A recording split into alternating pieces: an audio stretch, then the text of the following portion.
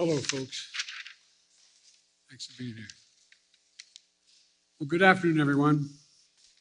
Tomorrow will mark 1 year since I took office. It's been a year of challenges, but it's also been a year of enormous progress. We went from 2 million people being vaccinated at the moment I was sworn in to 210 million Americans being fully vaccinated today. We created 6 million new jobs, more jobs in 1 year than any time before.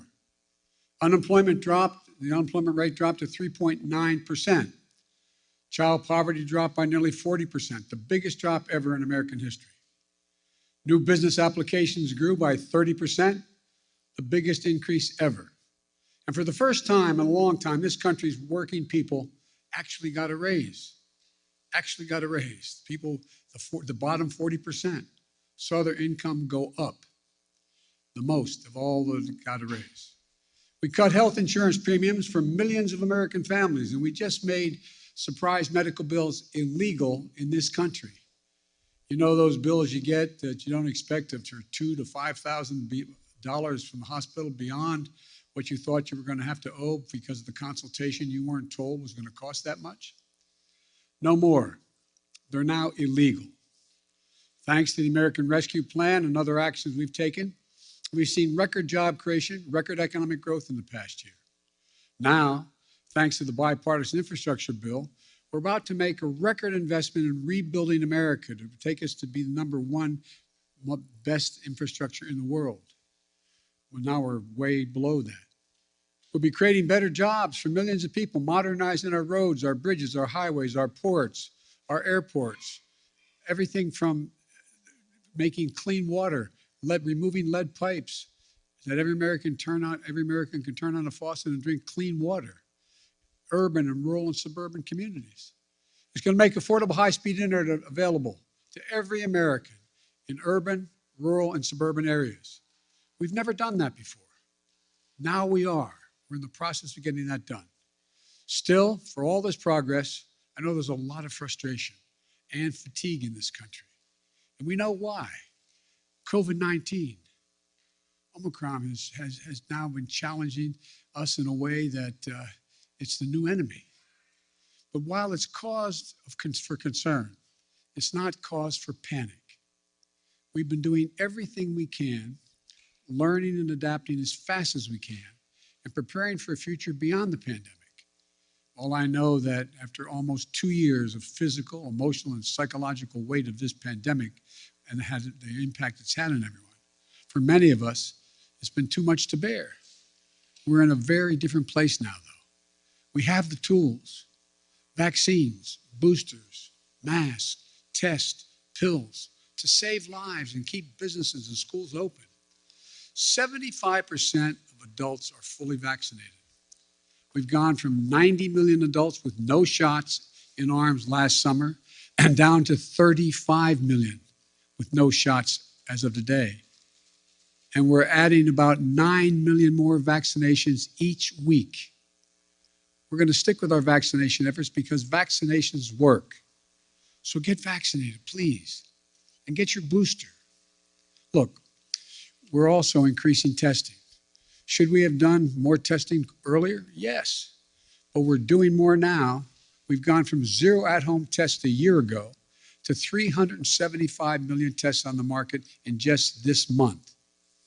If you buy a test at a store, your insurance will reimburse you. On top of that, we're making 1 billion at-home tests available for you to order and be delivered to your home for free. Just visit covidtest.gov to know how to get that free test kit to your home. In addition, there are 20,000 sites where you can get tested in person for free now. And now we have more treatments that for people to keep people out of the hospital than any other point in the pandemic, including life-saving antiviral pills. We purchased 20 million of these new Pfizer pills, more than any country in the world. The bottom line on COVID-19 is that we're in a better place than we've been and have been thus far, clearly better than a year ago. We're not going to back we're not going back to lockdowns. We're not going back to closing schools. Schools should stay open because the American Rescue Plan, we provided to states $130 billion. $130 billion to keep our students and educators safe and schools open. Funding for ventilation systems in schools, social distancing, hygiene for classrooms and the school buses. In addition, we've added another $10 billion for COVID-19 tests to be able to be administered at schools. Many states and school districts have spent this money very well. Unfortunately, some haven't. I encourage the states and school districts that use the funding to protect our children and keep our schools open. Use it. The COVID-19 is not going to give up and accept things. It's just not going to go away immediately. But I'm not going to give up and accept things as they are now. Some people may call what's happening now the new normal. I call it a job not yet finished. It will get better. We're moving toward a time when COVID-19 won't disrupt our daily lives, where COVID-19 won't be a crisis, but something to protect against and a threat. Look, we're not there yet, but we will get there. Now, the second challenge we're facing are prices. COVID-19 has created a lot of economic complications, including rapid price increases across the world economy. People see it at the gas pumps, the grocery stores, and elsewhere. So here's what we're going to do. A critical job in making sure that the elevated prices don't become entrenched rests with the Federal Reserve, which has a dual mandate: full employment and stable prices. The Federal Reserve provided extraordinary support during the crisis for the previous year and a half. Given the strength of our economy and the pace of recent price increases, it's appropriate, as the Federal Chairman, the Fed Chairman Powell has indicated, to recalibrate the support that is now necessary. I respect the Fed's independence, and I've nominated 5 superb individuals to serve on the Federal Board of Governors, men and women from a variety of ideological perspectives. They're eminently qualified, historically diverse, and have earned bipartisan praise. And I call on the United States Senate to confirm them without any further delay. And here at the White House, and for my friends in Congress, the best thing to tackle high prices is a more productive economy with greater capacity to deliver goods and services to the American people. And a growing economy where folks have more choices and more small businesses compete, and where more goods can get to market faster and cheaper. I've laid out a 3-part plan to do just that. First, fix the supply chain. COVID-19 has had a global impact on the economy. When a factory shuts down in one part of the world, shipments to shops and homes and businesses all over the world are disrupted. COVID-19 has compounded that many times over. A couple of months ago, in this very room, we heard dire warnings about how the supply chain problems could create a real crisis around the holidays. So we acted. We brought together business and labor, and that much predicted crisis did not occur. 99% of the packages were delivered on time, and shelves were stocked.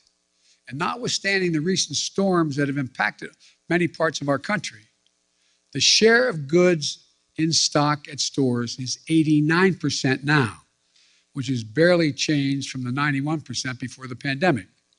I often see empty shelves being shown on television. 89% are full, which is only a few points below what it was before the pandemic. But our work's not done.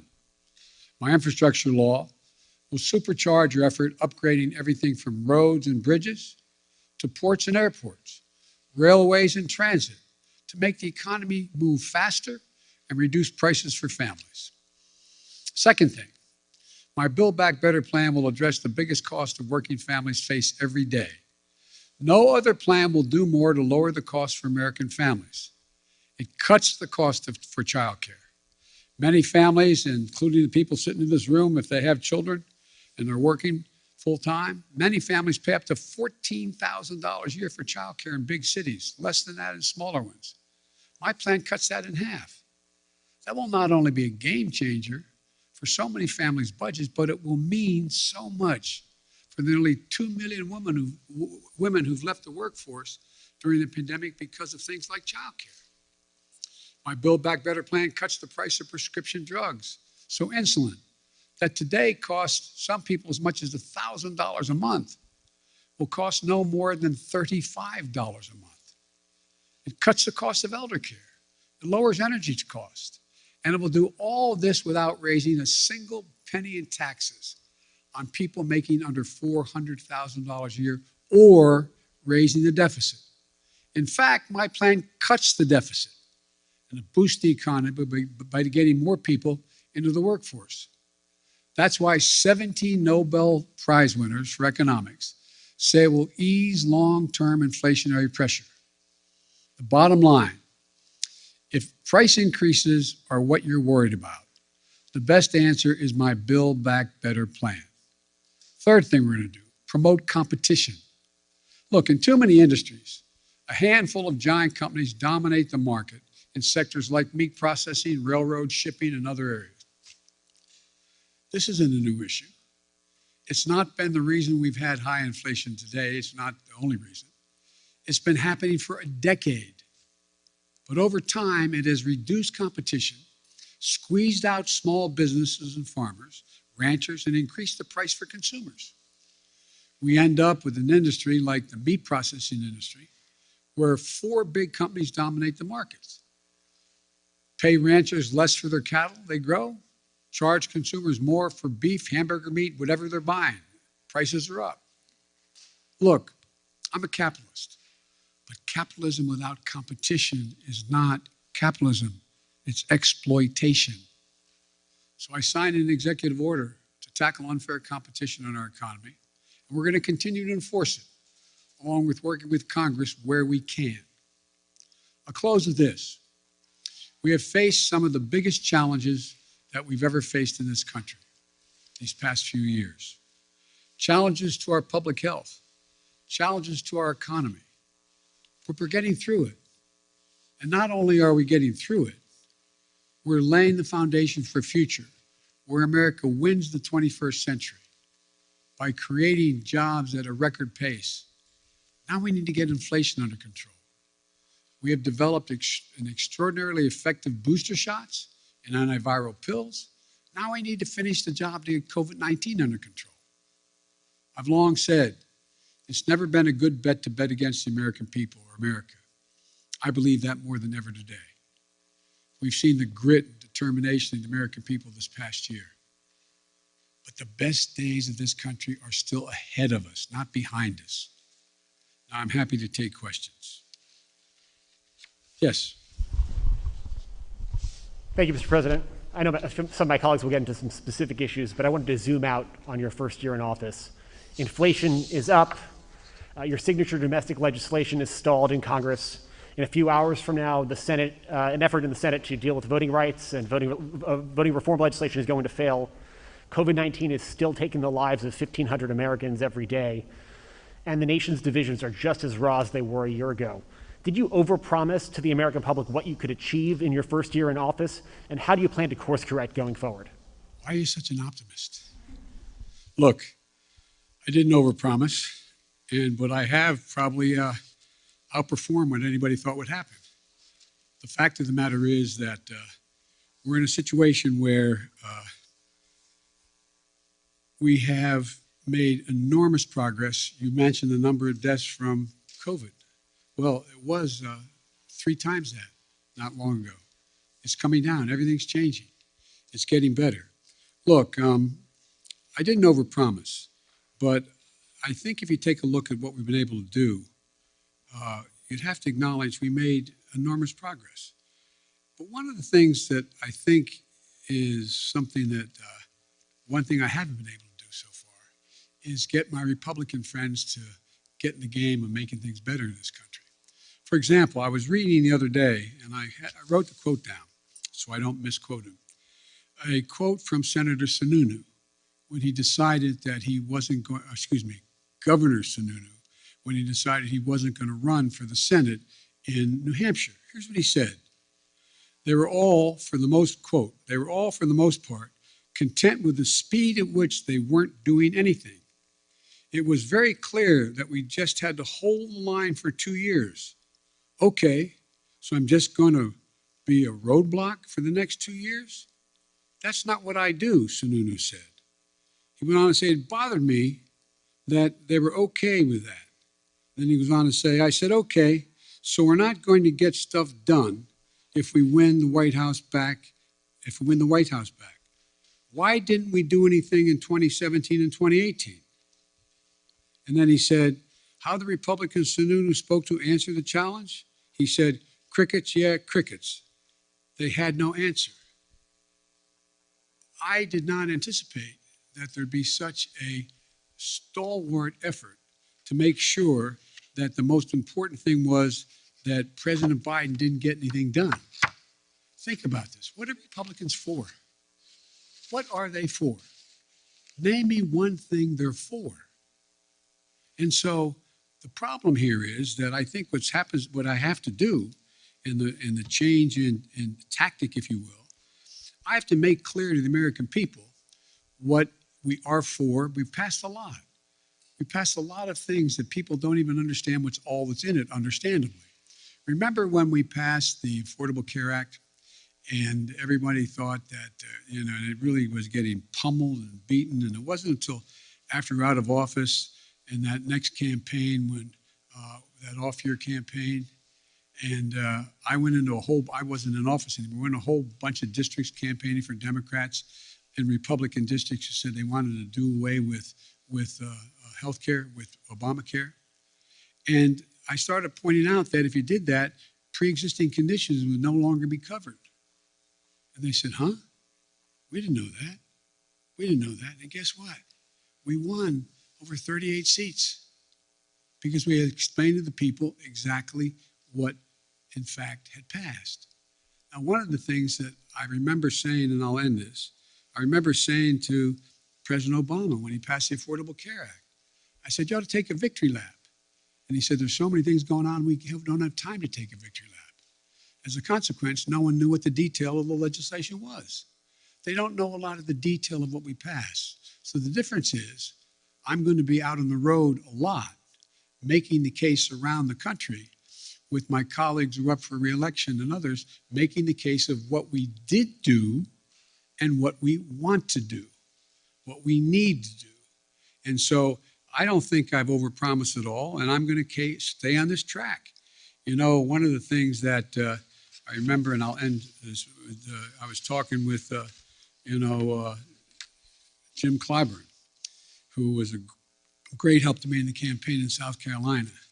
And Jim said, and when he endorsed me, and there was a clip on television in the last couple of days of Jim, and it said that we want to make things accessible and affordable for all Americans. That's healthcare. That's education. That's prescription drugs. That's making sure you have access to all the things that everybody else has. We can afford to do that. We can't afford not to do it.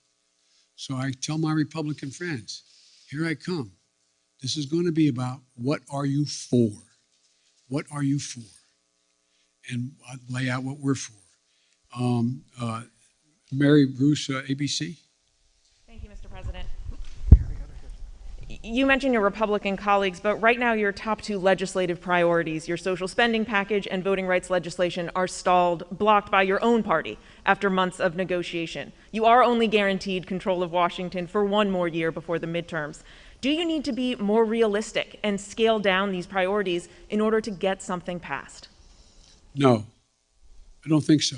When you say more realistic, I think it's extremely realistic to say to people, because let me back up. You all really know the politics of this country and your networks and others. You spend a lot of time, which I'm glad you do, polling this data, determining what the American people's attitudes are, et cetera. American people overwhelmingly agree with me on prescription drugs. They overwhelmingly agree with me on the cost of education. They overwhelmingly agree with me on early education. They overwhelmingly go on the list on child care.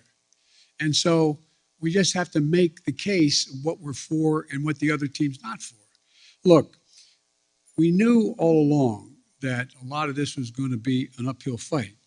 And one of the ways to do this is to make sure we make the contrast as clear as we can. And one of the things that I think is we're going to have to do is just make the case. I don't think there's anything unrealistic about what we're asking. I'm not asking for castles in the sky. I'm asking for practical things the American people have been asking for a long time, And I think we can get it done. You're not going to scale down any of these priorities. But so far, that strategy isn't working. You haven't been able to get some of these big legislative ticket items done. I got two real big ones done, bigger than any president has ever gotten in the first year. But currently, Mr. President, your spending package, voting rights legislation, they're not going anywhere. So that's true. Is there anything that you are confident you can get signed into law before the midterm elections? Yes, I'm confident we can get pieces, big chunks of the Build Back Better law signed into law. And I'm confident that we can take the case to the American people that the people they should be voting for who are going to oversee whether the elections in fact are legit or not should not be those who are being put up by the Republicans to determine that they're going to be able to change the outcome of the election. So whether or not we can actually get an election, and by the way, I haven't given up. We haven't finished the vote yet on what's going on voting rights and the John Lewis bill and others. But so, look, this is, I've been engaged a long time in public policy, and I don't know many things that have been done in one fell swoop. And so I think the most important thing to do is try to inform, not educate, inform the public of what's at stake in stark terms, and let them make judgments and let them know who's for them and who's against them, who's there and who's not there, and make that the case. And that's what I'm going to be spending my time doing in this off-year election. You mentioned Republicans and reaching out to them. Some Republicans who may be open to major changes on voting rights, for instance, like Mitt Romney, he says he never even received a phone call from this White House. Why not? I like Mitt. Look, Mitt Romney's a straight guy.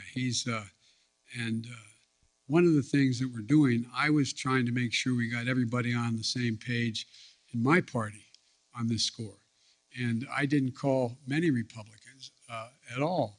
The fact is that I do think that Mitt is a serious guy. I think we can get things done. I think I predict to you they'll get something done on the electoral reform side of this. But rather than judge what's going to get done and not get done, all I can say is I'm going to continue to make the case why it's so important to not turn the electoral process over to political persons who are set up deliberately to change the outcome of elections. Allison Harris, please.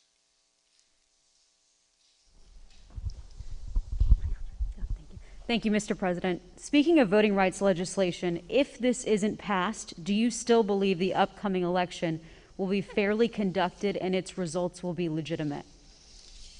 Well, it all depends on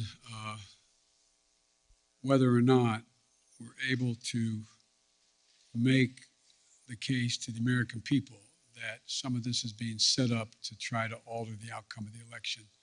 And it's one thing, look, maybe I'm just being too much of an optimist. Remember how we thought not that many people were going to show up to vote in the middle of a pandemic? We had the highest voter turnout in the history of the United States of America. Well, I think if, in fact, no matter how hard they make it for minorities to vote, I think you're going to see them willing to stand in line and defy the attempt to keep them from being able to vote. I think you're going to see the people we're trying to keep from being able to show up, showing up and making the sacrifice that needs to be made in order to change the law back to what it should be. But it's going to be difficult. I make no bones about that. It's going to be difficult. But we're not there yet. We've not run out of options yet, and we'll see how this moves. And on Omicron and education, teachers are in revolt in so many places. Parents are at odds over closing schools and remote learning. You say we're not going to go back to closing schools. You said that just moments ago, yet they're closing in some areas. What do you say to those teachers and principals and parents about school closings? And what can your administration do to help make up for learning loss for students? First of all, I'd put in perspective the question you asked. Very few schools are closing. Over 95% are still open. So you all phrase the questions when people, I don't think it's deliberate on your part, but you phrase the question when anyone watches this on television. My God, there must be, all those schools must be closing. What are we going to do? 95% are still open, number one.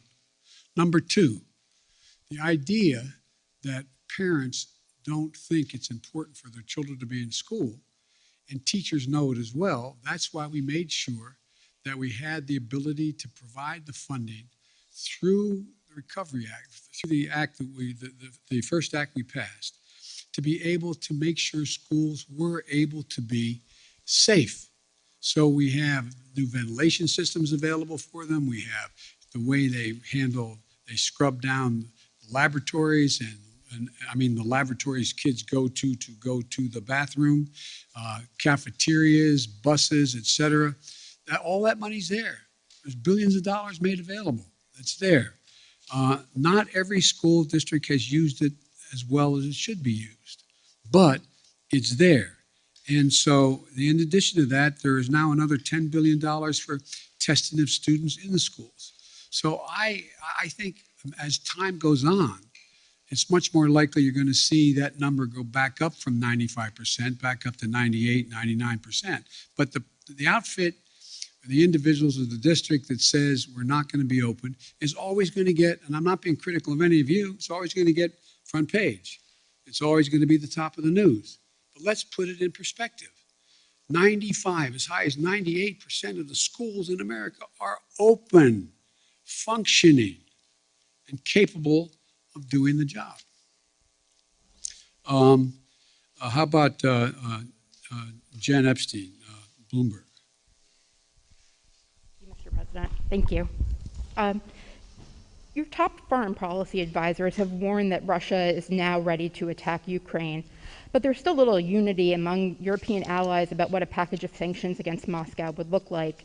If the U.S. and NATO aren't willing to put troops on the line to defend Ukraine and American allies can't agree on a sanctions package, hasn't the U.S. and the West lost nearly all of its leverage over Vladimir Putin? And given how ineffective sanctions have been in deterring Putin in the past, why should the threat of new sanctions give him pause? Well, because he's never seen sanctions like the ones I promised will be imposed if he moves, number one. Number two, we're in a situation where Vladimir Putin is about to, we've had very frank discussions, Vladimir Putin and I, and the idea that NATO is not going to be united, I don't buy. I've spoken to every major NATO leader. We've had the NATO-Russian summit. We've had the OSCE has met, et cetera.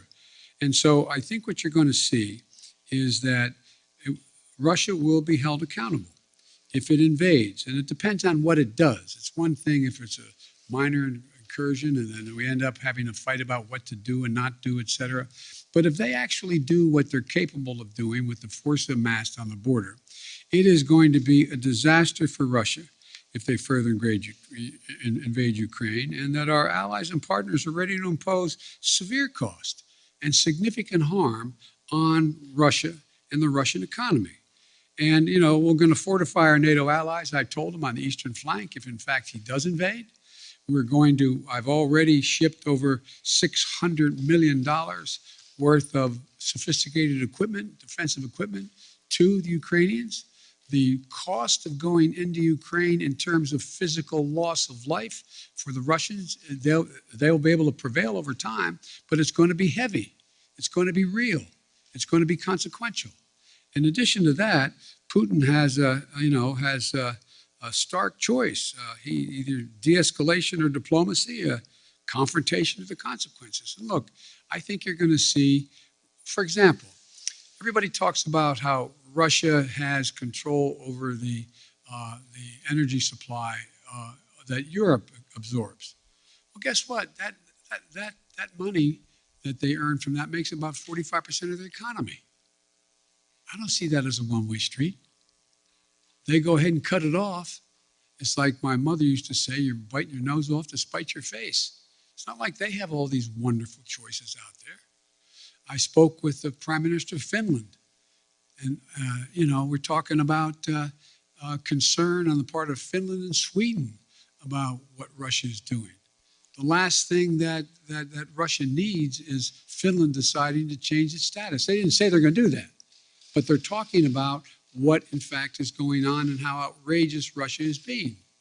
We're finding ourselves in a position where I believe you'll see that there'll be severe economic consequences. For example, anything that involves dollar denominations, if they invade, they're going to pay. Their banks will not be able to deal in dollars.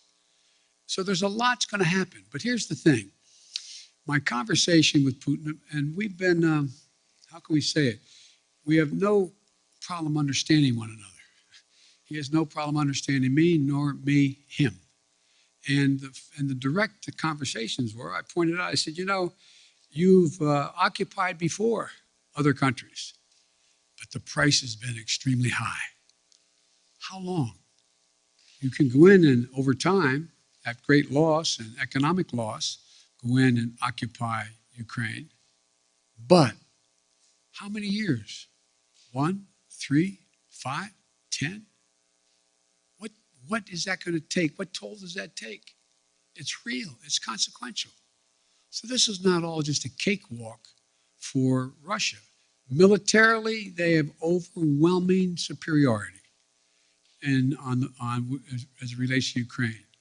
But they'll pay a stiff price immediately, near term, medium term, and long term if they do it. I'm sorry. Okay. David Sanger, New York Times.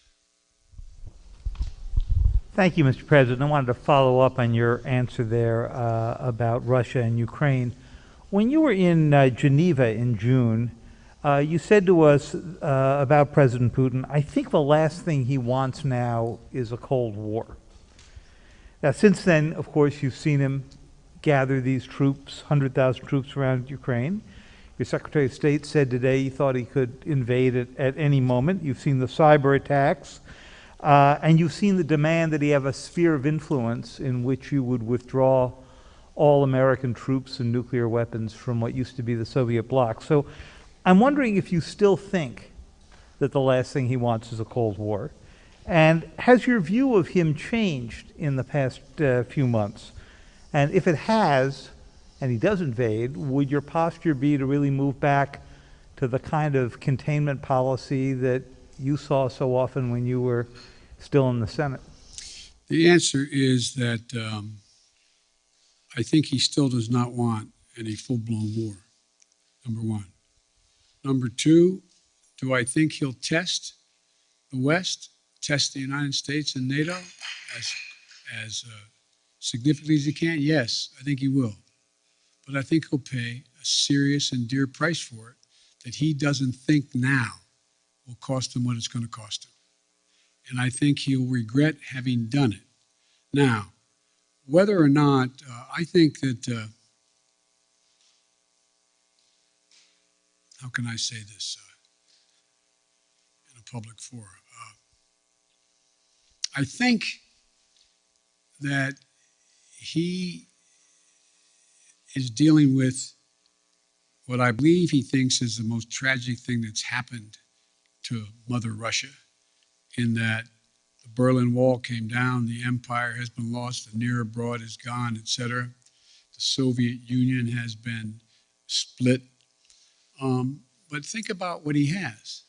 He has 8 time zones, a burning tundra that will not freeze again naturally, a situation where he has a lot of oil and gas, but he is trying to find his place in the world between China and the West. And so I'm not so sure that he has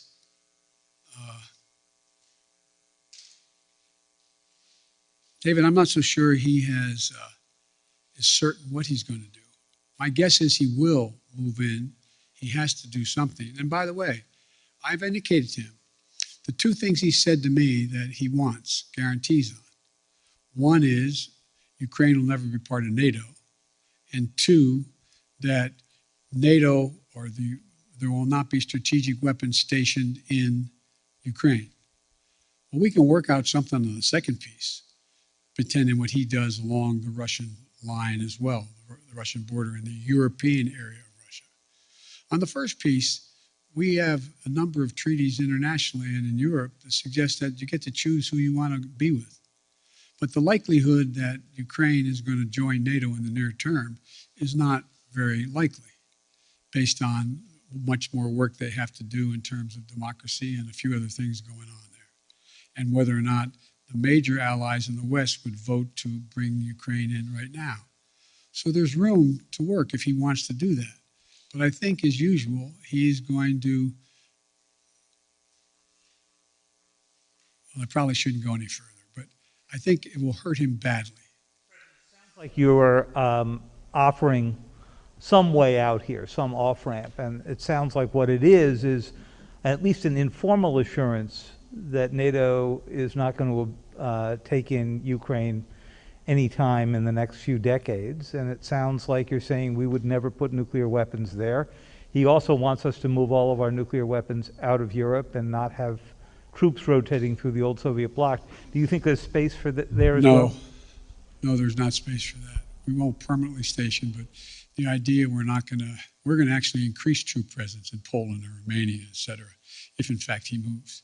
Because we have a sacred obligation in Article 5 to defend those countries. They are part of NATO. We don't have that obligation relative to Ukraine, although we have great concern about what happens in Ukraine. Thank you. Maureen, USA Today. Thank you, Mr. President. I wanted to follow up on your comment on Build Back Better and also ask you a question about the pandemic. You said that you're confident you can pass big chunks of Build Back Better this year. Does that wording mean that you are thinking about, you're looking at breaking the package up into individual portions?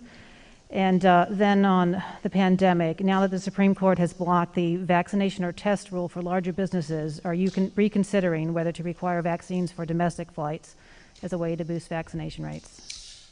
No, look, first of all, on the last part of the question, the Supreme Court decision, I think, was a mistake, but you still see thousands and thousands of people who work for major corporations having to be tested as a consequence of the decision made by the corporation, not by the standard ISET that is there. I think you'll see that increase, not decrease, number one. What was the first part of your question? On your comment that you made that you're confident Yes. that major chunks of Build Back Yes. Better can pass, are you breaking it up? Does that Yes, mean? it's clear to me that that we're going to have to probably break it up. I think that we can get, and I've been talking to a number of my colleagues on the Hill, I think it's clear that we would be able to get support for the $500+ billion for energy and the environmental issues that are there, number one. Number two, I know that the two people who've opposed, on the Democratic side at least, support a number of the things that are in there. For example, Joe Manchin strongly supports early education, 3 and 4 years of age, strongly supports that. There is strong support for, I think, a number of the way in which to pay for these, pay for this proposal. So I think there is. I'm not going to negotiate against myself as to what should and shouldn't be in it, but I think we can break the package up, get as much as we can now, and come back and fight for the rest later.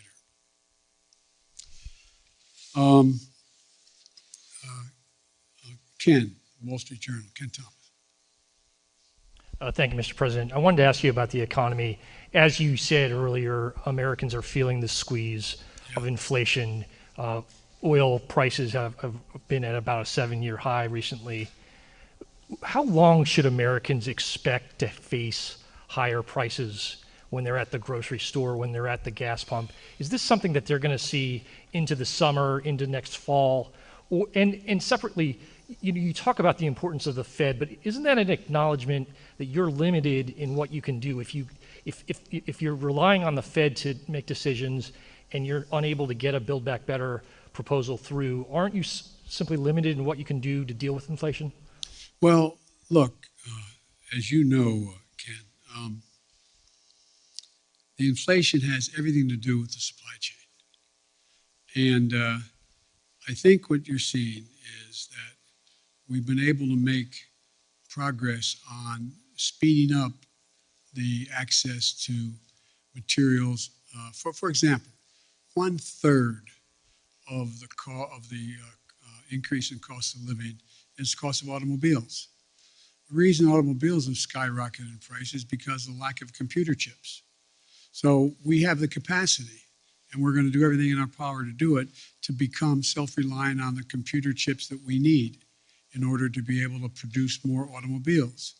That's underway. We've already passed, within the context of another bill, money for that in the House of Representatives, before the House of Representatives now. But I think there's a way we can move to, if we can move to get, for example, that one thing done, it can make a big difference in terms of the cost of, the total cost of living. Now, with regard to the whole issue of energy prices, that gets a little more complicated, but you saw what happened when I was able to convince everyone from including China, India, a number of other countries to agree with us to go into their version of their petroleum reserve, to release more into the market. So that brought down the price about 12, 15 cents a gallon, some places more. There's going to be a reckoning along the line here as to whether or not we're going to continue to see oil prices continue to go up in ways that are going up now relative to what impact that's going to have on the producers. And so it's going to be hard. I think that's the place where most middle-class people, working-class people get hit the most. They pull up to a pump and all of a sudden, instead of paying $2.40 a gallon, they're paying $5 a gallon. That's going to be really difficult. But so we're going to continue to work on trying to increase oil supplies that are available. And I think there's ways in which we can be of some value added in terms of the price of gas, natural gas and the like, to take the burden off the European countries that are now totally dependent on Russia. But it's going to be hard. It's going to be very hard. But I think that we have to deal with, for example, like I said, you have a circumstance where people are paying more for a pound of hamburger meat than they ever paid. Well, one of the reasons for that is you don't have that many folks out there that are the ones that are got the big four controlling it all. And so you're going to see more and more, we're going to move on this competition piece to allow more and more smaller operations to come in and be able to engage in buying and providing the access to much cheaper meat than exists now. But it's going to be a haul. Now, and I assume the reason you said if I can't get Build Back Better relates to what those 17 Nobel laureate economists said, that if in fact we could pass it, it would actually lower the impact on inflation, reduce inflation over time, et cetera. So there's a lot we have to do. It's not going to be easy, but I think we can get it done, but it's going to be painful for a lot of people in the meantime. That's why the single best way to take the burden off middle class and working class folks is to pass the Build Back Better piece that are things that they're paying a lot of money for now. If you get to trade off higher gases, you're putting up with higher price of hamburgers and gas versus whether or not you're going to be able to pay for education and or child care and the like. I think most people would make the trade. Their bottom line would be better in middle class households. But it's going to be hard, and it's going to take a lot of work. Sir, you mentioned China. Do you think the time has come to begin lifting some of the tariffs on Chinese imports? Or is there a need for China to make due on some of its commitments in the Phase 1 agreement? Some business groups would like you to begin lifting up those tariffs on China. Well, I know that, and that's why my trade rep is working on that right now. The answer is uncertain. It's uncertain. I'd like to be able to be in a position where I could say they're meeting the commitments or more of their commitments and be able to lift some of it, but we're not there yet. Nancy, CBS. Thank you so much, Mr. President. This afternoon, the Senate Minority Leader, Mitch McConnell, said that the midterm elections are going to be a report card on your progress on inflation, border security, and standing up to Russia. Do you think that that's a fair way to look at it? And if so, how do you think that report card looks right now? I think report cards can look pretty good if that's where we're at. But look, the idea that Mitch has been very clear. He's going to do anything to prevent Biden from being a success. I get on with Mitch. I actually like Mitch McConnell. We like one another. But he has one straightforward objective. Make sure that there's nothing I do that makes me look good in his mind, with the public at large. And that's okay. I'm a big boy. I've been here before. But the fact is that I think that I'm happy to debate and have a referendum on how I handle the economy, whether or not I've made progress on. Look, again, how can I'm taking too long answering your questions. I apologize. I think that the fundamental question is, what's Mitch for? What's he for on immigration? What's he for? What's he proposing to make anything better? What's he for dealing with Russia? It's different than I'm proposing that many of his Republican friends or his colleagues are supporting as well. What's he for on these things? What are they for? So everything's a choice, a choice. I think look, I've laid out a proposal on immigration that if we passed it, we'd be in a totally different place right now.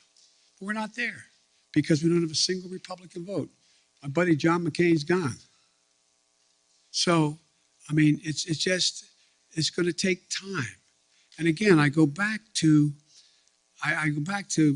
Governor Sununu's quote. How long? I mean, rhetorical question. I know this is not fair to ask the press a question. I'm not asking you. But think about, did you ever think that one man out of office could intimidate an entire party where they're unwilling to take any vote contrary to what he thinks should be taken for fear of being defeated in a primary? I've had 5 Republican senators talk to me, bump into me, quote unquote, or sit with me, who've told me that they agree with whatever I'm talking about for them to do. But Joe, if I do it, I'm going to defeat it in a primary. We got to break that. It's got to change. And I doubt you're all, it sounds like I'm being solicitous, you're all bright as hell, well-informed, more informed than any group of people in America. But did any of you think that you get to a point where not a single Republican would diverge on a major issue? Not one? Anyway. Can you tell us who those 5 Republican senators are? Sure. No, are you kidding me? I maintain confidentiality. On voting but I'm rights, sure you've spoken to some.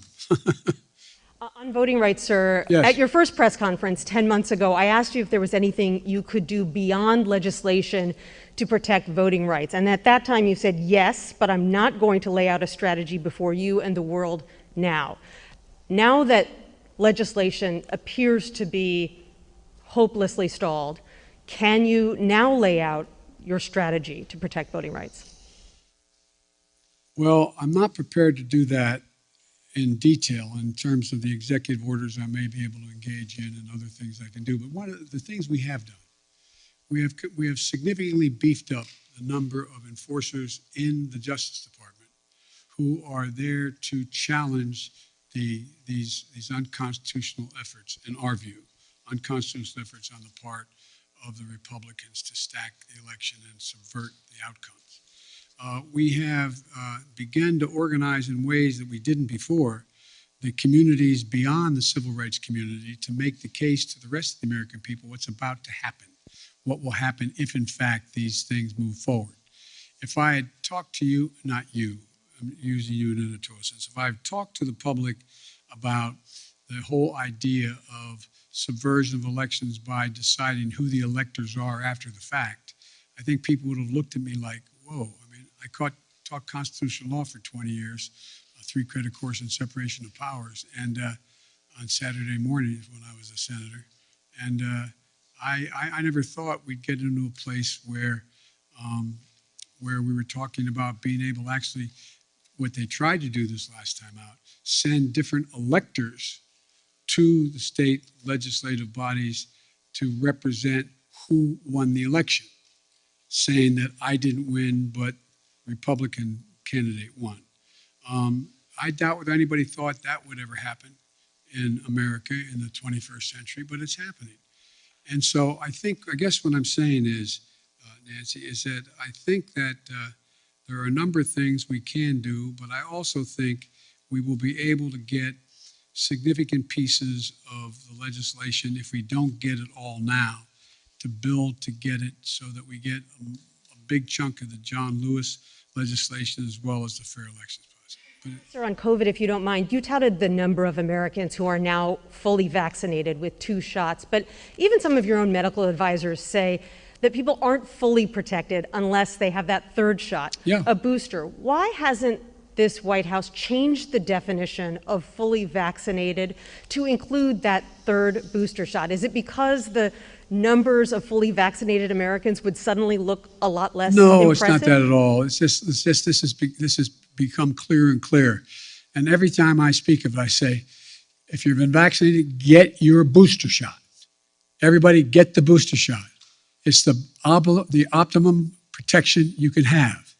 You're protected very well with 2 shots. If it's the Pfizer, anyway, you're protected. But you are better protected with the booster shot. The definition right now. I'm following what the answer is yes, get the booster shot. It's all part of the same thing. You're better protected. Alex Alper, Reuters. Thank you, Mr. President. I wanted to follow up briefly on a question asked by Bloomberg. You said that Russia would be held accountable if it invades, and it depends on what it does. It's one thing if it's a minor incursion, and we end up having to fight about what to do and what not to do. Are you saying that a minor incursion by Russia into Ukrainian territory would not lead to the sanctions that you have threatened, or are you effectively giving Putin permission to make a small incursion into the country? Good question. That's how it did sound like, didn't it? The most important thing to do, big nations can't bluff, number one. Number two, the idea that we would do anything to split NATO, which would have a profound impact on one of Putin's objectives is to weaken NATO, would be a big mistake. So the question is, if it's something significantly short of a significant invasion, or not even significant, just major military forces coming across. For example, it's one thing to determine that if they continue to use cyber efforts, well, we can respond the same way with cyber. They have FSB people in Ukraine now trying to undermine the solidarity within Ukraine about Russia and to try to promote Russian interest. But it's very important that we keep everyone in NATO on the same page. And that's what I'm spending a lot of time doing. And there are differences. There are differences in NATO as to what countries are willing to do depending on what happens, the degree to which they're able to go. And I want to be clear with you. The serious imposition of sanctions relative to dollar transactions and other things are things that are going to have a negative impact on the United States, as well as a negative impact on the economies of Europe as well, a devastating impact on Russia. And so I got to make sure everybody's on the same page as we move along. I think we will if there's something where there's Russian forces crossing the border, killing Ukrainian fighters, etc. I think that changes everything. But it depends on what he does, as to actually what extent we're going to be able to get total unity on the NATO front. If I may ask a quick one on Iran, I just wanted to get your sense of whether the Vienna talks are making any progress, if you still think it's possible to reach a deal for both sides to resume compliance with the Iran nuclear deal, or if it's time to give up on that. Thank you. I'll do it in reverse. It's not time to give up. There is some progress being made. The P5+1 is on the same page, but it remains to be seen. Okay, Kristen, NBC.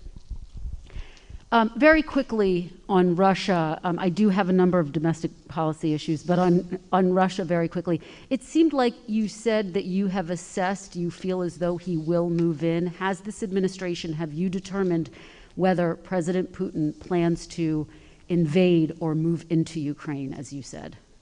Look, the only thing I'm confident of is that decision is totally, solely, completely a Putin decision. Nobody else is going to make that decision. No one else is going to impact that decision. He's making that decision. And I suspect it matters which side of the bed he gets up on in the morning as to exactly what he's going to do. And I think it is not irrational, if he wanted to talk about dealing with strategic doctrine and dealing with force structures in Europe and in the European parts of Russia. But I don't know whether he's decided he wants to do that or not.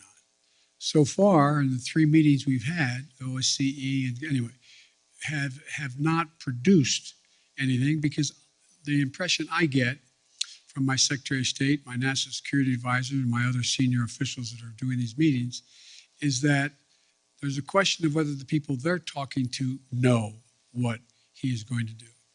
So the answer is, but based on a number of criteria as to what he could do. For example, for him to move in and occupy the whole country, particularly from the north, from Belarus, he's going to have to wait a little bit till the ground's frozen so he can cross.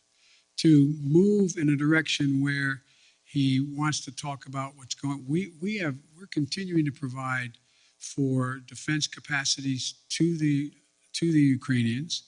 We're talking about what's going on in both the Baltic and the Black Sea, et cetera. There's a whole range of things that I'm sure he's trying to calculate how quickly he can do what he wants to do and what does he want to do. But he's an informed individual. And I believe he's calculating what the immediate, the short term, and the near term, and the long term consequences of Russia will be. And I don't think he's made up his mind yet. I want to ask you about your domestic agenda. You've gotten a lot of questions about voting rights, Mr. President, but I want to ask you about Black voters, one of your most loyal constituencies. Yep. I was in Congressman Clyburn's district yesterday in South Carolina. You opened this news conference talking about him. I spoke to a number of Black voters who fought to get you elected, and now they feel as though you are not fighting hard enough for them and their priorities. And they told me they see this push on voting rights more as a last-minute PR push than it is a legitimate effort to get legislation passed. So what do you say to these Black voters who say that you do not have their backs, as you promised on the campaign trail? I've had their back. I've had their back my entire career. I've never not had their back. And I started on the voting rights issues long, long ago. That's what got me involved in politics in the first place.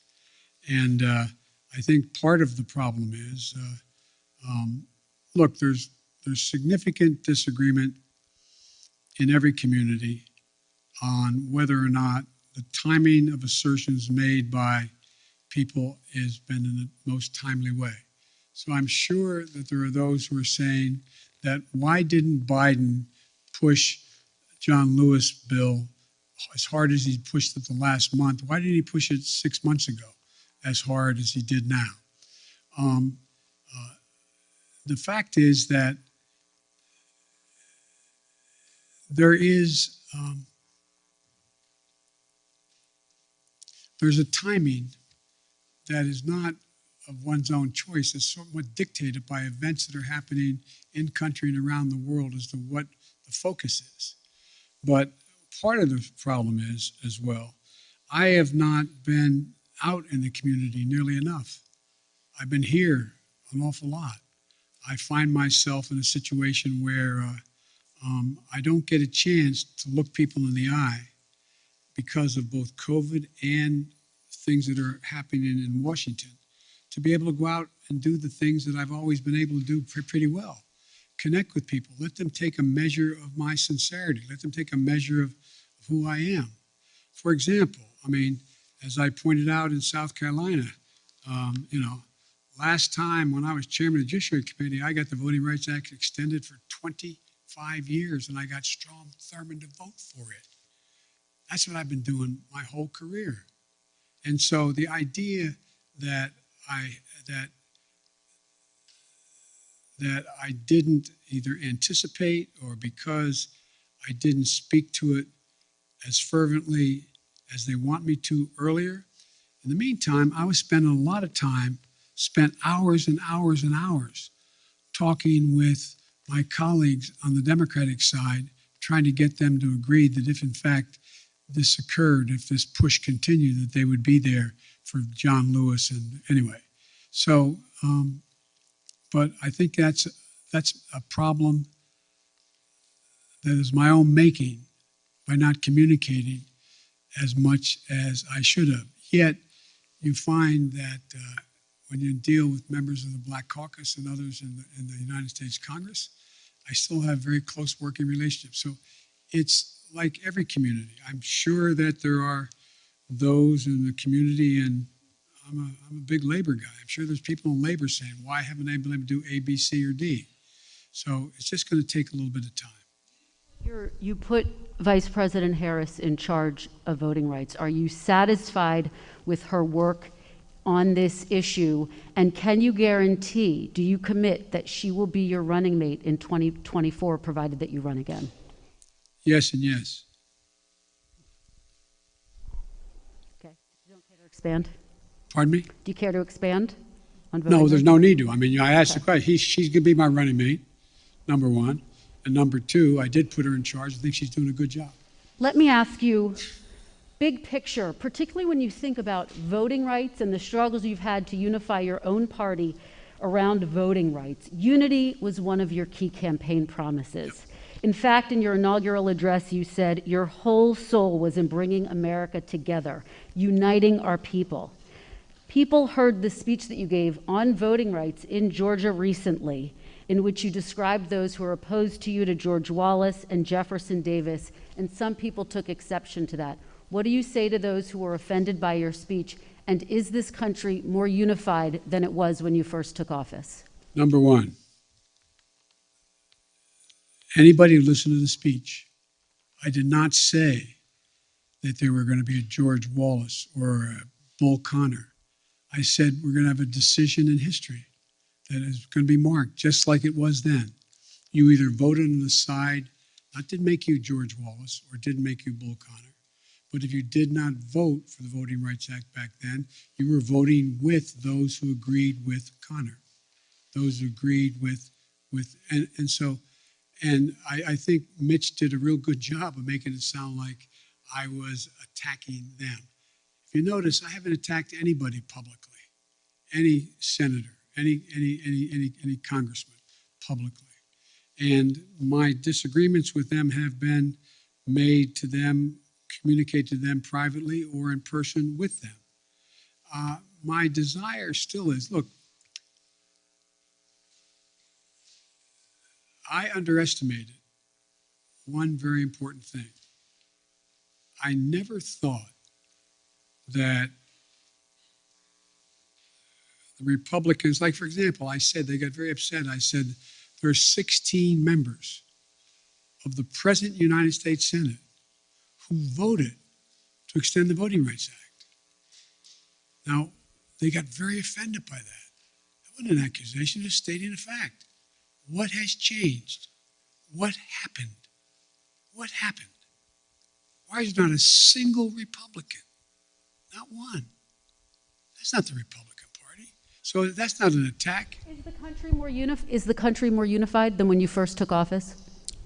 The answer is, based on some of the stuff we've got done, I'd say yes, but it's not nearly unified as it should be. Look, I still contend, and I know you'll have a right to judge me by this, I still contend that unless you can reach consensus in a democracy, you cannot sustain the democracy. And so this is a real test, whether or not my counterpart in China is right or not when he says autocracies are the only thing that are going to prevail because democracies take too long to make decisions and countries are too divided. I believe we're going through one of those inflection points in history that occurs every several generations or even more than that, even more time than that, where things are changing almost regardless of any particular policy. The world's changing in big ways. We're going to see, you've heard me say this before, we're going to see more change in the next 10 years than we've seen in the last 50 years because of technology, because of fundamental alterations in alliances that are occurring, not because of any one individual, just because of the nature of things. And so I think you're going to see an awful lot of transition. And the question is, can we keep up with it?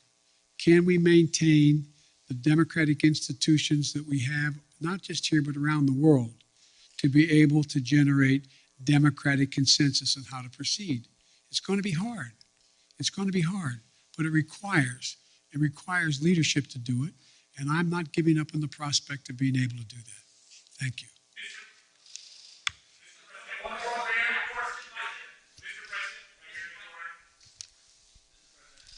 Thank you, sir. There are deep questions among Americans about the competence of government, from the messy rollout of 5G this week to the Afghanistan withdrawal to testing on COVID. What have you done to restore Americans' faith in the competence of government? And are you satisfied by the view of the competence of your government? Look, let's take Afghanistan. I know you all would like to focus on that, which is legitimate. We were spending $1 trillion a week. $1 billion a week in Afghanistan for 20 years.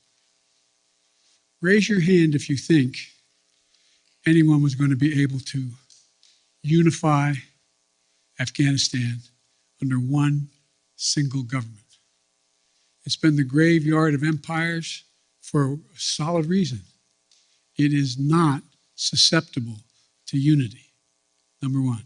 So the question was, do I continue to spend that much money per week in the state of Afghanistan, knowing that the idea that being able to succeed, other than sending more body bags back home, is highly, highly unusual.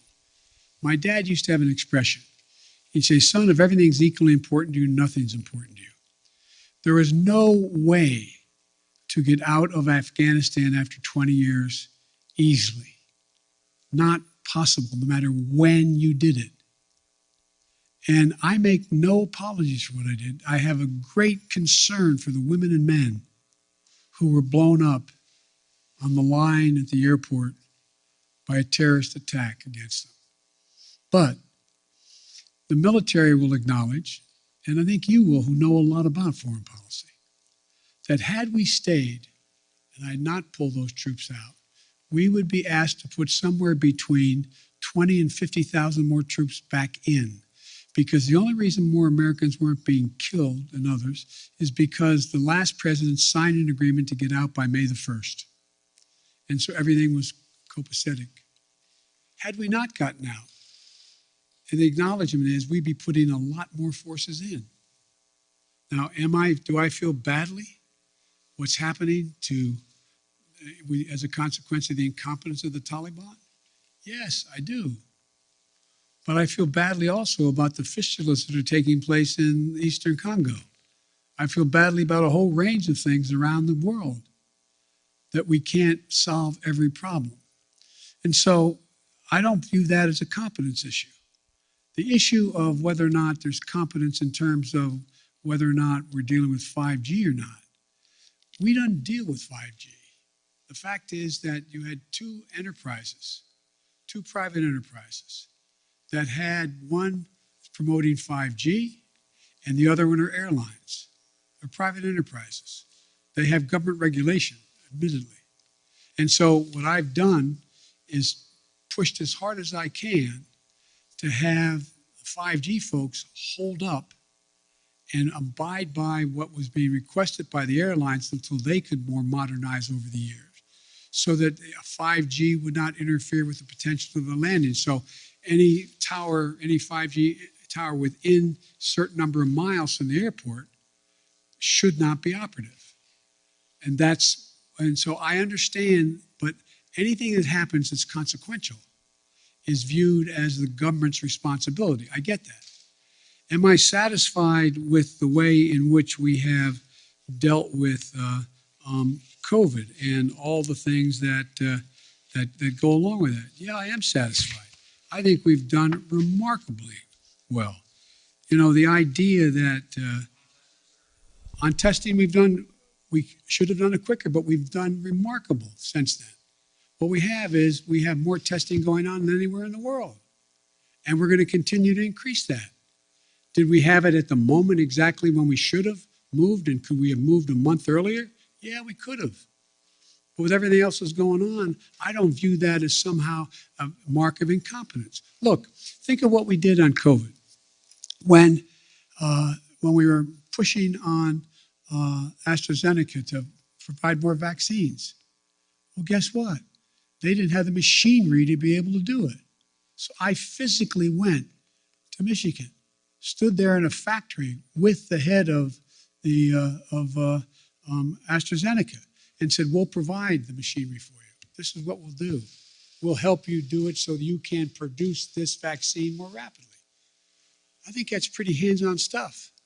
We also said right now, when the hospitalizations are overrunning hospitals and you have docs and nurses out because of COVID, they have COVID. We put thousands of people back in those hospitals. Look at all the military personnel we have there, first responders. Nobody has ever organized a strategic operation to get as many shots in arms by opening clinics and being able to get so many people vaccinated. What I'm doing now is not just getting significant amounts of vaccines to the rest of the world, but they now need the mechanical way is how they get shots in arms. So we're providing them to know how to do that. Now, should everybody in America know that? No, they don't necessarily know that. They're just trying to figure out how to put three squares on the table and stay safe. But so I do think the place where I was a little disappointed, I wish we could have written it differently, is when we did the legislation to provide the funding for COVID and the money we provided for the states to be able to deal with keeping schools open. Some of them didn't do a very good job. Some are still holding the money. I don't have the authority to do anything about that. I think that's not particularly competent. There's things that could and should have been done. They could have moved faster. So I understand the frustration. You know, I remember, I think it was, I forget which cabinet member saying to Barack Obama, where something was going on, and he said, well, you can be sure, Mr. President, of the millions of employees you have out there, somebody's screwing up right now. Somebody's screwing up. So, it's just but I think you have to look at things that we used to look at it on balance. What is the trajectory of the country? Is it moving in the right direction now? I don't know how we can say it's not. I understand the overwhelming frustration, fear, and concern with regard to inflation and COVID. I get it. But the idea, if I told you when we started, I tell you what I'm going to do, the first year I'm going to create over 6 million jobs. I'm going to get unemployment down to 3.9%. I'm going to generate, and I named it all. You look at me like you're nuts. Maybe I'm wrong.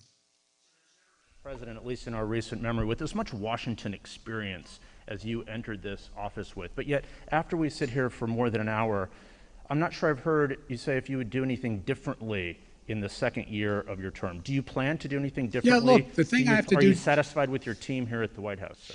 I'm satisfied with the team. There's 3 things I'm going to do differently now that I've gotten the critical crises out of the way in the sense of that knowing exactly where we're going.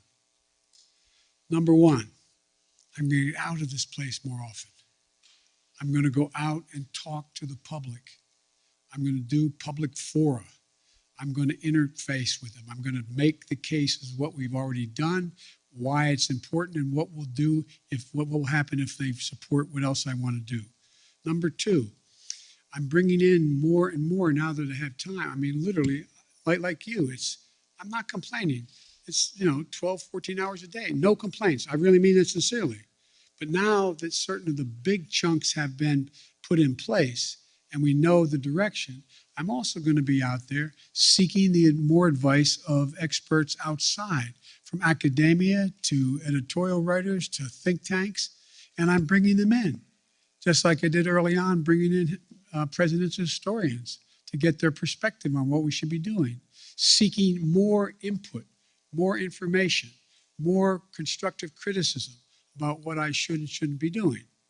And the third thing that I'm going to be doing a lot more of is being in a situation where I'm able to I'm going to be deeply involved in these off-year elections. We're going to be raising a lot of money. We're going to be out there making sure that we're helping all of those candidates, and scores of them have already asked me to come in and campaign with them, to go out and make the case in plain, simple language as to what it is we've done, what we want to do, and why we think it's important. How many more hours am I doing this? I'm happy to stick around.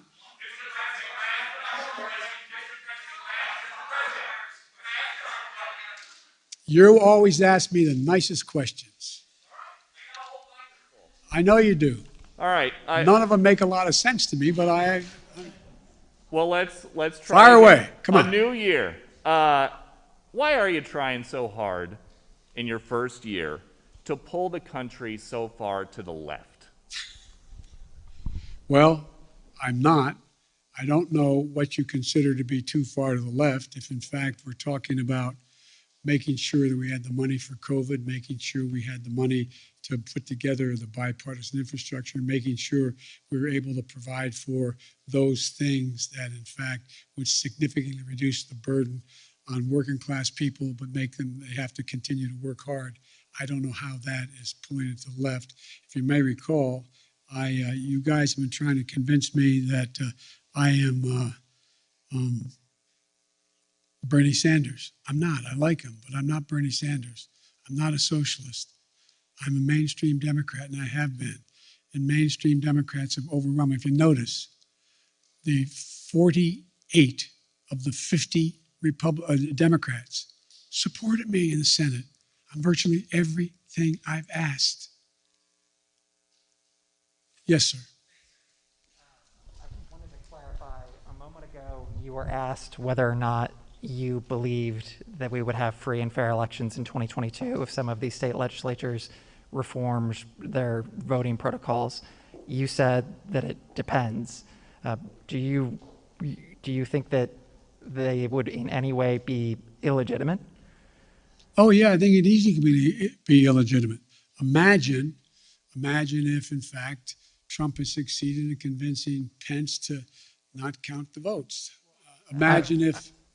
In regards to 2022, sir, the midterm Well, elections. 2022, I mean, imagine if those attempts to say that the count was not legit. You have to recount it, or we're not going to count, we're going to discard the following votes. I mean, sure, I'm not saying it's going to be legit. It's the increase in the prospect of being illegitimate is in direct proportion to us not being able to get these reforms passed. But I don't think you're not going to see me, and I don't think you're going to see the Democratic Party give up on coming back at assuming that the attempt fails today. One more, sir. You campaigned and you ran on a return to civility, and I know that you dispute the characterization that you called folks who would oppose those voting bills as being Bull Connor or George Wallace, but you said that they would be sort of in the same camp. No, I didn't say that. Look what I said. Go back and read what I said and tell me if you think I called anyone who voted on the side of the position taken by Bull Connor that they were Bull Connor. And that is an interesting reading of English. I assume you got into journalism because you like to write. So did you expect that would work with Senators Manchin or Sinema? No, here's the thing. There's certain things that are so consequential. You have to speak from your heart as well as your head. I was speaking out forcefully on what I think to be at stake. That's what it is. And by the way, no one forgets who was on the side of King or Bull Connor. No one done that. The history books will note it. And when I was making the case, don't think this is a freebie. You don't get to vote this way and then somehow it goes away. This will stick with you the rest of your career and long after you're gone. And Mr. President, folks,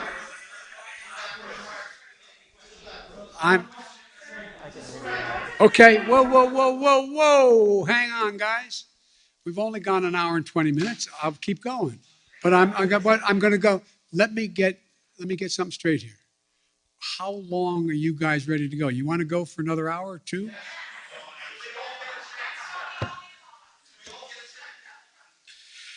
Okay. I'm going to go. I tell you what, folks. I'm going to go another 20 minutes till 1:15. Okay? Yes, sir.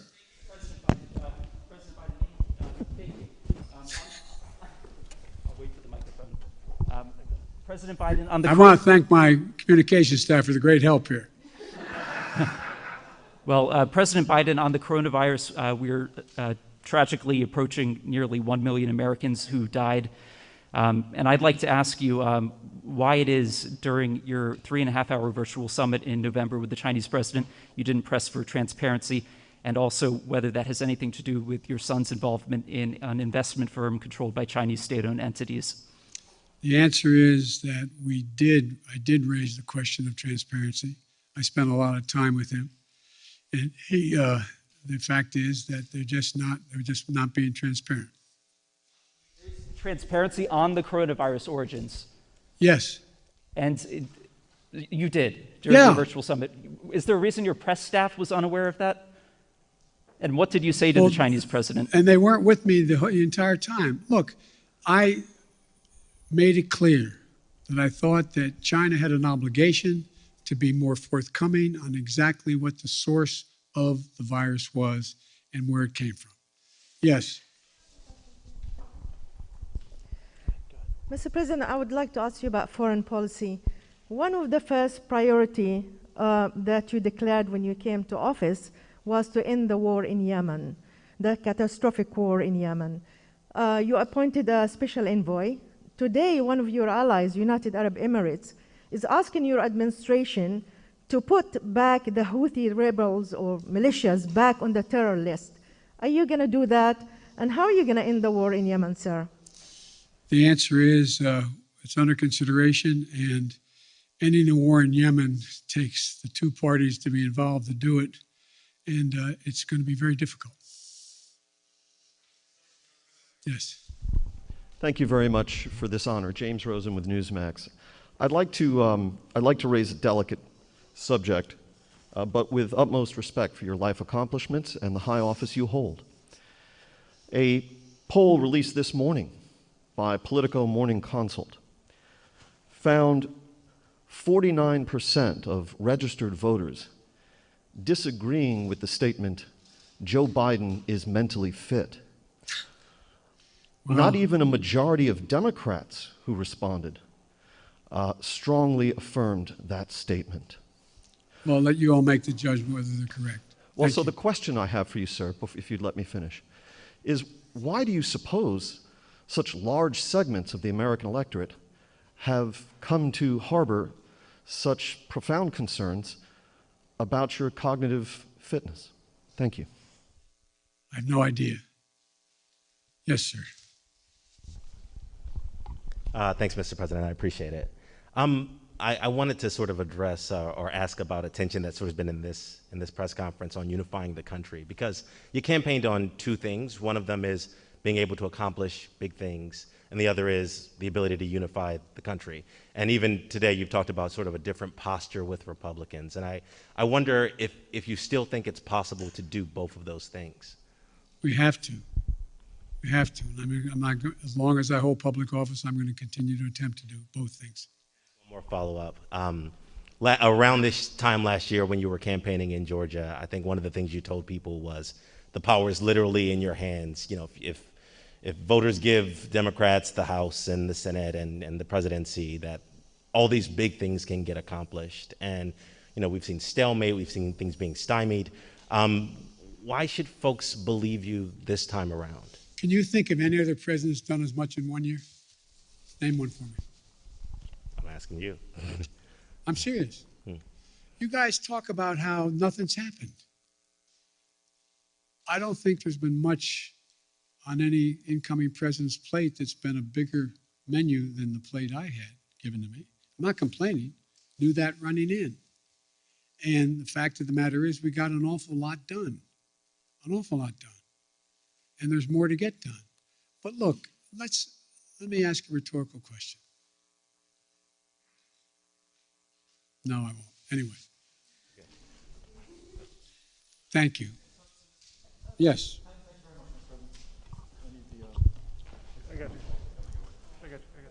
Be careful. Don't get hurt, man. No, I'm going to take care. Mr. President, thank you. Sebastian Smith from AFP. Another question on Ukraine. Ukraine borders 4 NATO member countries. How concerned are you concerned that a real conflagration in Ukraine, if the Russians really go in there, that it could suck in NATO countries that are on the border and you end up with an actual NATO-Russia confrontation of some kind? And secondly, are you entertaining the thought of a summit with Vladimir Putin as a way to perhaps try and put this whole thing to bed, address their concerns, and negotiate a way out of this? The last part, the last question, yes, when we talked about whether or not we'd pick the 3 meetings we talked about, and we talked about we would go from there if there was reason to go to a summit. We talked about a summit as being before the Ukraine item came up in terms of strategic doctrine and what the strategic relationship would be. So I still think that is a possibility, number one. Number two, I am very concerned. I'm very concerned that this could end up being, look, the only war that's worse than one that's intended is one that's unintended. And what I'm concerned about is this could get out of hand, very easily get out of hand because of what you said, the borders of Ukraine and what Russia may or may not do. I am hoping that Vladimir Putin understands that he is short of a full-blown nuclear war. He's not in a very good position to dominate the world. And so I don't think he thinks that. But it is a concern. And that's why we have to be very careful about how we move forward and make it clear to him that there are prices to pay that could, in fact, cost his country an awful lot. But of course, you have to be concerned when you have, nuclear power invade. If he invades It hasn't happened since World War II. This has been the most consequential thing that's happened in the world in terms of war and peace since World War II. Yes. Nearly 2 years have passed since the beginning of the global coronavirus outbreak, and you again today acknowledge that Americans are frustrated and they're tired.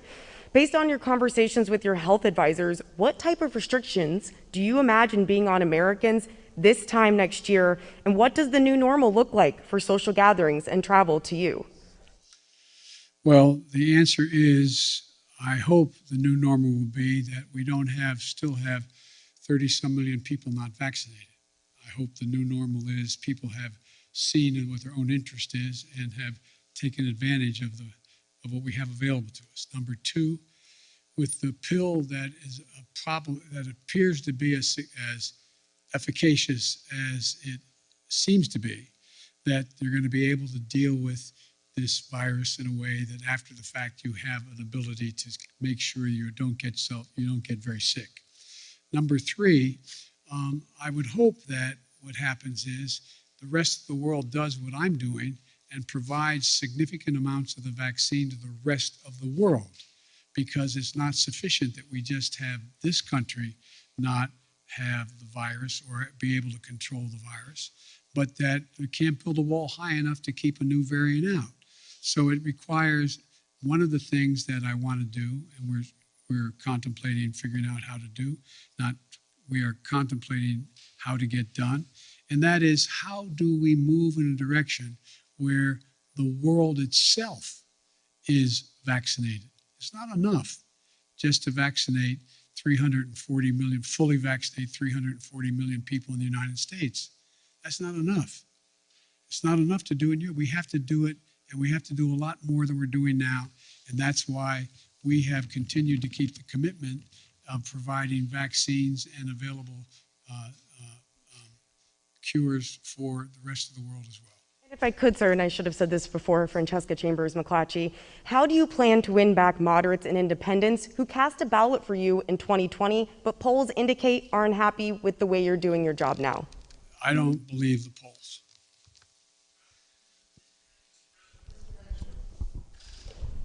Well, why don't you just go down the road there? Thank you, Mr. President. To follow up on some of the questions about the vaccination program, you've given dozens of speeches this year urging Americans to get vaccinated. You've talked to reluctant Republicans. You've said it's people's patriotic duty. There have been very few mentions of the fact that young children under the age of 5, still in the third year of this pandemic in this country, don't have access to the vaccine. Can you speak to frustrated parents a little bit about why that continues to be the case and when that might change? Because the science hasn't reached the point where they're convinced that, in fact, it is safe. So that's what they're doing now. You could have asked me that. I got asked that question about 3 months ago about people between the ages of 7 and 12. Well, they've got to the point where they felt secure in the number of tests they had done and the tests they had run, that it was safe. So it will come. It will come. But I'm not a scientist. I can't tell you when, but it is really very important that we get down to that next piece. One more follow-up on Build Back Better. When you said it's going to likely be broken up into chunks, you mentioned that the climate pieces seem to have broad support. You mentioned that Senator Manchin is a supporter of early child care. You left out the child tax credit, and I wonder if it's fair to read between the lines and assume that that is a piece, given Senator Manchin's opposition to it, that the extension of that is likely one of those components that may have to wait until sometime down the line. There's two really big components that I feel strongly about that I'm not sure I can get in the package. One is the child care tax credit, and the other is help for cost of community colleges. They are massive things that I've run on, I care a great deal about, and I'm going to keep coming back at whatever floor I get to be able to try to get chunks or all of that done. Yes, sir. Next man next to you, left. Thank you, Mr. President. My name is Pedro Rojas. I'm with Univision National News. This is actually my first press conference here. It's good to meet you in person. We always have long press conferences. Awesome. Awesome. I got a couple of questions for you. Number one, you said that you want to convey your message by getting out there in the country. I wonder if you're planning on traveling also to South America and other countries in the Western Hemisphere, given the fact that China has gained a lot of influence in the region. And the second question is, what will be your message for residents in this country that are struggling every time they go to the gas station, every time they go to the grocery store and see the prices going high, and the pharmacy? I happen to come from South Texas, where I saw a lot of people struggling financially in the last few months, and so I think I wonder what is the message you want to spread to them. Well, I try to express. I tried to answer that 7 different ways today about how to deal with inflation. But let me answer the first question. I spent a lot of time in South America and in Latin America. When I was vice president, I spent the bulk of my 8 years basically in Europe and/or in Latin America.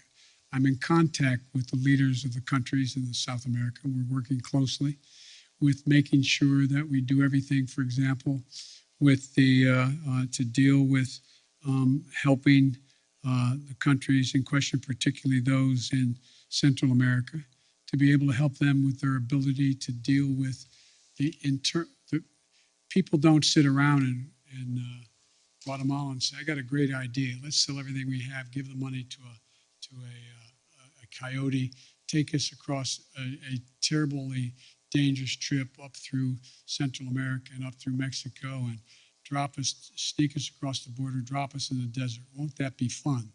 People leave because they have real problems. And one of the things I've done when I was a vice president, got support with, although I don't have much Republican support anymore, is provide billions of dollars to be able to say to those countries, why are people leaving? And how are you going to reform your own system? And that's we've worked on a long time.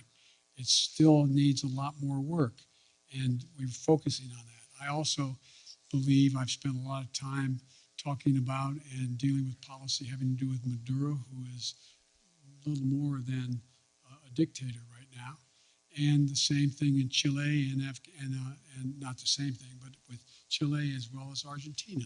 So look, I made a speech a while ago when I was vice president saying that if we were smart, we have an opportunity to make the Western Hemisphere a a democratic hemisphere. And we were moving in the right direction under the last administration, the Obama-Biden administration. But so much damage was done as a consequence of the foreign policy decisions the last president made in Latin America, Central America, and South America, that we now have, when I call for a summit of the democracies, I call that a number of nations showed up for this summit of democracy. What is it that's going to allow us to generate, we've actually had a reduction in the number of democracies in the world. And it seems to me there's nothing more important. We used to talk about, when I was a kid in college, about America's backyard. It's not America's backyard. Everything south of the Mexican border is America's front yard. And we're equal people. We don't dictate what happens in any other part of this continent or the South American continent. We have to work very hard on it. But the trouble is we're having great difficulty making up for the mistakes that have been made the last 4 years, and it's going to take some time. Yes, gentleman in the back. And then I'll go to this side, okay? Thank you, Mr. President. Alexander Nazarian, Yahoo News. And thank you for holding this press conference. I hope there's more of them. What are they proposing to do about it? Anything? Have you heard anything? I mean, anything. But I don't think there's a time when I wonder what would be the Republican platform right now? What do you think? What do you think their position on taxes are? I don't know that no matter how strongly one supports as a Republican and/or supports the former president of the United States, I don't know how we can't look at what happened on January 6th and think that's a problem. That's a real problem. One more question, Mr. President. By the way, it's a quarter of, guys, so I'm going to do this. If you answer me easy questions, I'll give you quick answers. there's an increasing concern, I think, among some Democrats that even if schools do continue to open, and I get that most of them are now open, Republicans will weaponize this narrative of you and other leading Democrats, allowing them to stay closed in the midterms next year. Obviously that issue has a lot of traction with suburban parents, as I think What we do you saw mean in allowing? Virginia. I'm confused by the question. I'm sorry. Well, that could school reopenings or closures become a potent midterm issue for Republicans to win back the suburbs? Oh, I think it could be, but I hope in God that look, maybe I'm kidding myself, but as time goes on, the voter who is just trying to figure out, as I said, how to take care of their family, put 3 squares on the table, stay safe, be able to pay their mortgage or their rent, etc., is becoming much more informed on the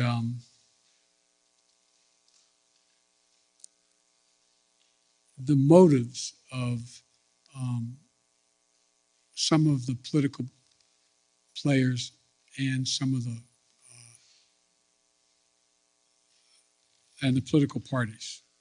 And I think that they are not going to be as susceptible to believing some of the outlandish things that have been said and continue to be said. You know, every president, not necessarily in the first 12 months, but every president the first couple of years, every president, of the last presidents, at least 4 of them, have had polling numbers that are 44% favorable. So it's this idea that, but you all, not you all, but now it is, well, Biden's at, one poll showed him at 33%. The average is 44, 45%. One poll him at 49%. I mean, the idea that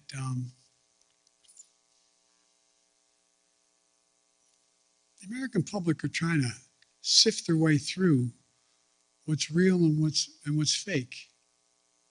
And I don't think I've never seen a time when the political coverage, the choice of what political coverage the voter looks to has as much impact on as what they believe. They go to get reinforced in their views, whether it's MSNBC or whether it's Fox or whatever. I mean, and one of the things I find fascinating that's happening, and you all are dealing with it every day, and it will impact on how things move, is that a lot of the speculation in the polling data shows that the cables are heading south. They're losing viewership. No? Well, Fox is okay for a while, but it's not gaining. And a lot of the rest are predicted to be not very much in the mix in the next 4 to 5 years. I don't know whether that's true or not. But I do know that we have sort of put themselves in certain alleys. And they've decided that, you know, how many people who watch MSNBC also watch Fox, other than they're a politician trying to find out what's going on in both places? How many people, again, I'm no expert in any of this, but the fact is, I think you have to acknowledge that what gets covered now is necessarily a little bit different than what gets covered in the past. I've had a couple, well, I shouldn't get into this, but the nature of the way things get covered has, in my observation over the years I've been involved in public life, changed. And it's changed because of everything from a thing called the internet.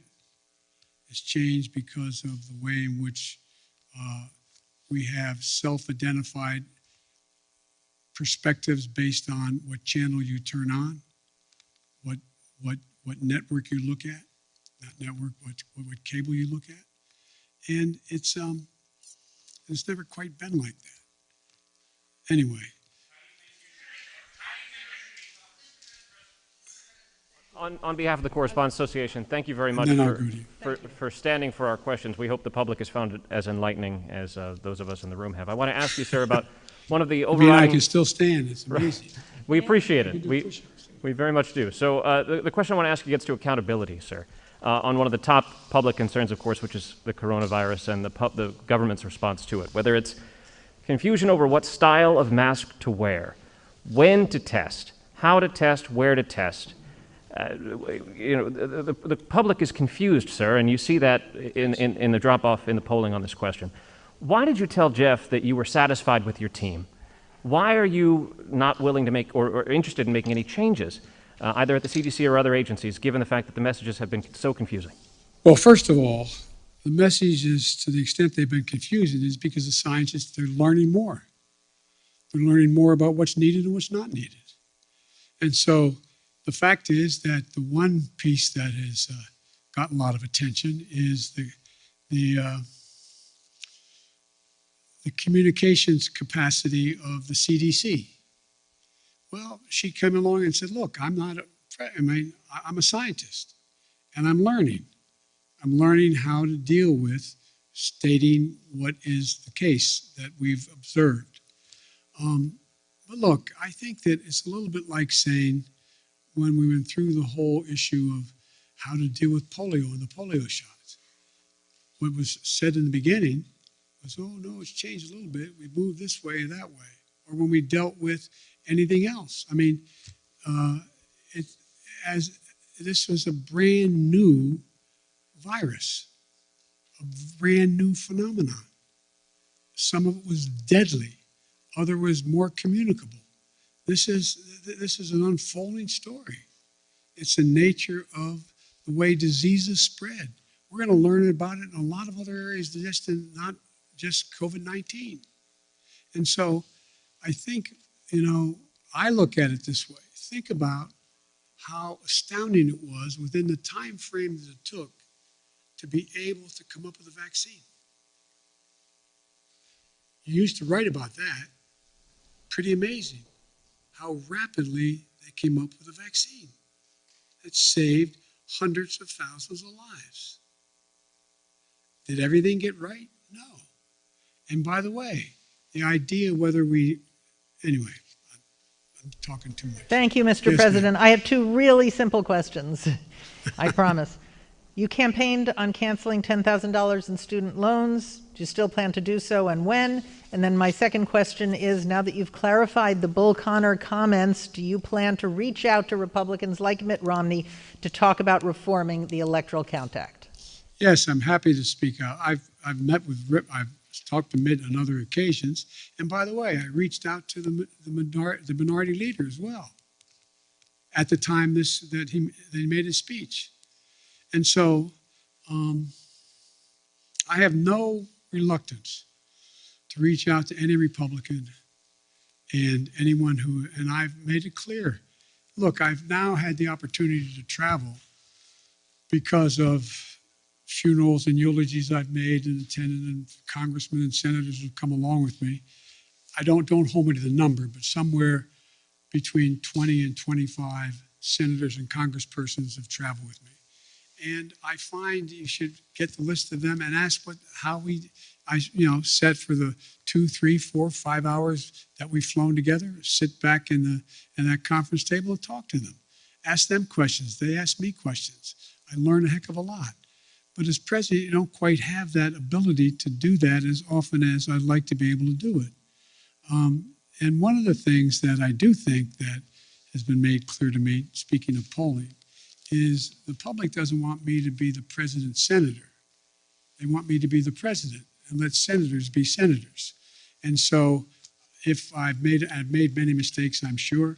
If I've made a mistake, I'm used to negotiating to get things done, and I've been, in the past, relatively successful at it in the United States Senate, even as vice president. But I think that role as president is a different role. Folks, it is now almost 6.